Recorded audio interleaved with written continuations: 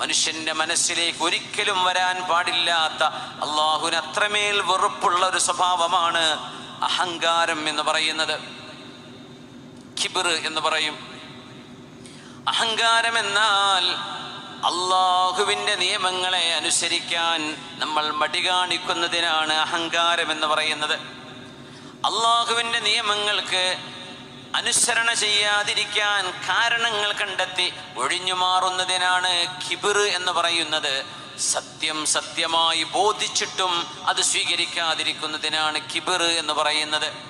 തെളിവുകൾ മുമ്പിൽ നിരത്തി കൊടുക്കുമ്പോൾ, രേഖകൾ സമർപ്പിച്ചു കൊടുക്കുമ്പോൾ അത് ഞാൻ അംഗീകരിക്കില്ല എന്ന് പറയുന്നതിനെയാണ് കിബ്ർ എന്ന് പറയുന്നത്.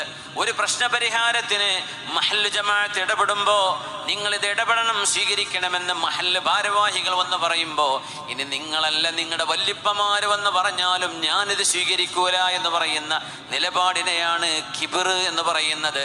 മൻ കാന ഫീ ഖൽബി ഹബ്ബതു ഖർദലിൻ മിൻ കിബ്രിൻ, കിബ്ർ ഒരു കടുകുമണിയുടെ അത്ര.